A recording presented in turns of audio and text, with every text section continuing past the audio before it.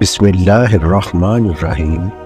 جابر بن عبداللہ رضی اللہ عنہ سے روایت ہے، وہ بیان کرتے ہیں جب کعبہ کی تعمیر نو کی گئی تو نبی صلی اللہ علیہ وسلم اس کے لیے پتھر ڈھونے لگے اور آپ کے ساتھ آپ کے چچا عباس رضی اللہ عنہ بھی تھے۔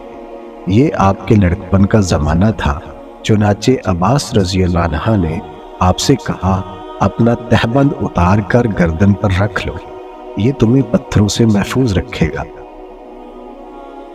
آپ نے ایسا ہی کیا، مگر فوراً ہی زمین پر گر پڑے اور نظریں آسمان پر گڑ کر رہ گئے۔ پھر جب ہوش آیا تو کہنے لگے میرا تہبند، میرا تہبند۔ یہ دیکھ کر آپ کے چچا نے آپ کا تہبند آپ پر اچھی طرح باندھ دیا۔ ناظرین، نبیوں کے بارے میں بیان کیا گیا ہے کہ وہ خیار الناس ہوتے ہیں۔ یہ وہی حقیقت ہے جو لڑکپن میں بھی اسی طریقے سے ظاہر ہوئی۔